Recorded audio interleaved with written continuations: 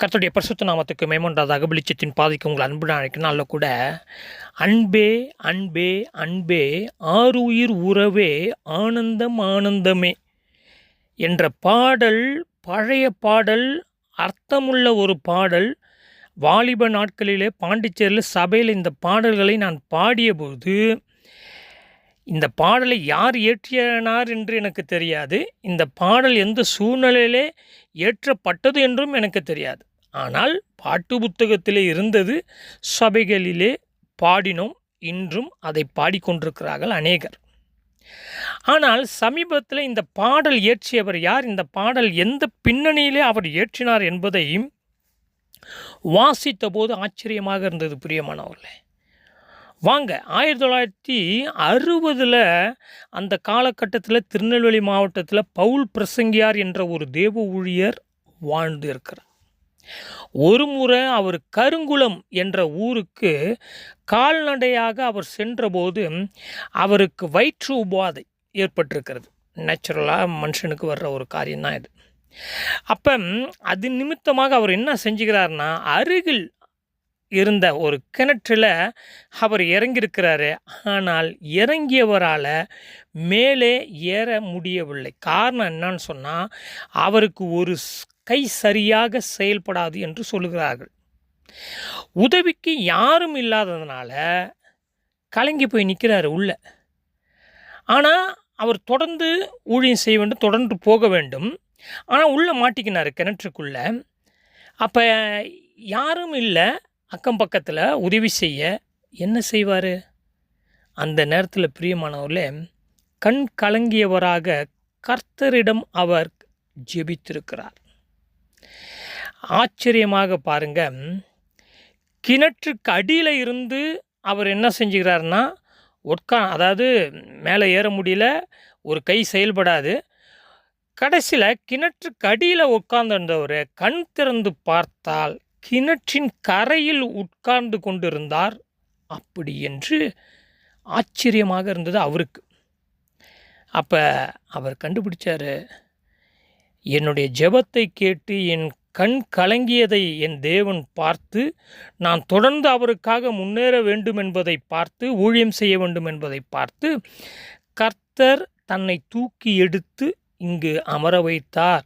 அப்படி என்பதை அவர் உணர்ந்து, தேவனுடைய அன்பை உணர்ந்து, பவுல் பிரசங்கியார், அன்பே அன்பே அன்பே ஆருயிர் உறவே ஆனந்தம் ஆனந்தமே, ஒரு நாள் உந்தையை கண்டேனையா, அந்நாள் என்னை வெறுத்தேனையா.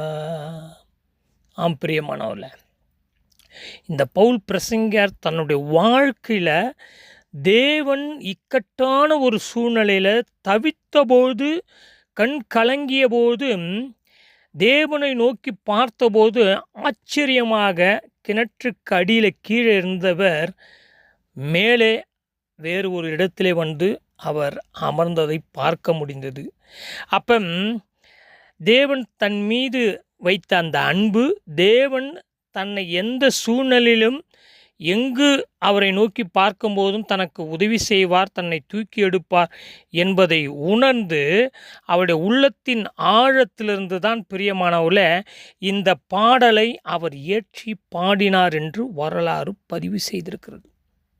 அப்போ இந்த பாடலை பல ஆண்டுகளாக கிறிஸ்துவ சமுதாயத்திலே பாடுகிறார்கள். ஆனால் இதனுடைய பின்னணியை இதை நான் வாசித்த போதே ஆச்சரியமாக இருந்தது. ஆம் பிரியமானவர்களே, சங்கீதம் 30:1 இப்படியாக சொல்லுகிறது, கர்த்தாவே நீர் என்னை கை தூக்கி எடுத்தபடியினால் நான் உம்மை போற்றுவேன். ஆம் பிரியமானவர்களே, கர்த்தர் நம்மோடு கூட இருக்கிறார் எப்பொழுது நாம் அவரோடு இருந்தால். எல்லாவற்றிலுமே ஒரு நிபந்தனை உண்டு. இங்கே பவுல் பிரசங்கியாருக்கு நடந்த இந்த அற்புதமான செயலின் நிமித்தமாக அவருக்கு உதவிய தேவனை அவர் அன்பே அன்பே அன்பே ஆருயிர் உறவே ஆனந்தம் ஆனந்தமே, ஒரு நாள் உன் தயவை நான் கண்டபோது என்னையே நான் வெறுத்தேன் அப்படி என்று இப்போ முழு பாடலையும் நான் பாடி விளக்கம் சொல்லணுன்னா அது ஒரு பெரிய ஒரு செய்தியாக போயிடும். நான் நிறைவு செய்ய விரும்புகிறேன். எனவே பிரியமானவர்களே, கர்த்தரோடு நாம் இருந்தால் கர்த்தர் நம்மோடு இருப்பார். கண் கலங்கின நேரத்தில், துக்கமான நேரத்தில், தவிக்கின்ற நேரத்தில் நாம் கர்த்தரோடு இருந்தால் கர்த்தர் நம்மோடு இருந்து நம்மை விடுவிக்கிறவராக இருக்கிறார் என்று அவரே நமக்கு வாக்கு செய்திருக்கிறார். எனவே அவருடைய நிபந்தனைகளை பவுல் பிரசங்கியார் கர்த்தரோடு இருந்தார், கர்த்தருக்கு ஊழியம் செய்தார். அவரை வெறுத்து, சுயத்தை வெறுத்து கர்த்தருக்கு உண்மையாய் 1960களில் திருநெல்வேலி மாவட்டத்தில் அருமையான ஒரு ஊழியத்தை கர்த்தருக்காக நிறைவு செய்திருக்கிறார். அப்போ தேவ வல்லமையை அவர் ருசித்திருக்கிறார். இன்றும் கூட பிரியமானவர்களே, அந்த வல்லமை உங்களுக்கும் எனக்கும் உண்டு. செயல்படுகின்ற தேவனுடைய வல்லமை நமக்கு உண்டு. ஆனால் நாம் அவரோடு நடக்க வேண்டும், அவரோடு உறவாட வேண்டும், அவருக்காக ஊழியம் செய்ய வேண்டும், அவருக்குள் இருந்து ஊழியம் செய்ய வேண்டும், அவரை நோக்கி பார்த்து ஊழியம் செய்ய வேண்டும், அவருடைய தயவை நோக்கி பார்த்து ஊழியம் செய்ய வேண்டும், அவருக்காக ஊழியம் செய்ய வேண்டும், மனுஷனுக்காக அல்ல, உலக பொருளுக்காக அல்ல. பவுல் பிரசங்கியார் அப்படி தான் வாழ்ந்தார். கர்த்தர் சித்தமானால் அவருடைய வாழ்க்கை சரித்திரத்தை இன்னொரு நாளைக்கு நம்ம பார்க்கலாம். எனவே உங்களையும் என்னையும் கர்த்தர் கை தூக்கி எடுப்பதற்கு வல்லமை உள்ளவர். எங்கும், எந்த தேசத்திலும், எந்த ஊர், கிணற்றுக்கு அடியில் இருந்தாலும் சரி, காருக்குள்ளே இருந்தாலும் சரி, பிரயாணத்தில் இருந்தாலும் சரி, சாலையில் நடந்தாலும் சரி, வீட்டுக்குள்ளே இருந்தாலும் சரி, எங்கு இருந்தாலும் தேவன் நம்முடைய ஜெபத்தை கேட்டு நம்மை விடுவிக்கிறவர். ஆனால் அவரை நோக்கி பார்க்க வேண்டும், அவருக்காக வாழ வேண்டும். ஜெபம் செய்வோம். எங்களை அதிகமாக நேசிக்கிற பரலோக பிதாவே, ஆண்டவரே, பவுல் பிரசங்கியாருக்கு நீ செய்த அந்த அற்புதம், அவர் இயற்றிய அந்த பாடல் இன்றும் கூட எங்களோடு கூட பேசுகிறது, எங்களை உணர்த்துகிறது, எங்களை உற்சாகப்படுத்துகிறது, எங்களை வழிநடத்துகிறது. நன்றி சொல்லுகிறோம் ஆண்டவரே. ஆமாண்டவரே, உம்முடைய அன்புக்காக ஸ்தோத்திரம், உம்முடைய முன்மாதிரியான வாழ்க்கைக்காக ஸ்தோத்திரம். நாங்கள் எப்போதும் உம்மை நோக்கி பார்த்து எல்லா சூழ்நிலைகளிலும் உமக்காக வாழ்ந்து, எங்களுடைய வேதனை, பாடுகள், எல்லா சூழ்நிலைகளும் உம்மை நோக்கி பார்த்து தயவின் மூலமாக, உம்முடைய வல்லமையின் மூலமாக நீர் எங்களை விடுவித்து உமக்காக வாழ எங்களை வழிநடத்துவீராக. இயேசு கிறிஸ்து மூலம் தாழ்மை ஜெபம் பிதாவே, ஆமென்.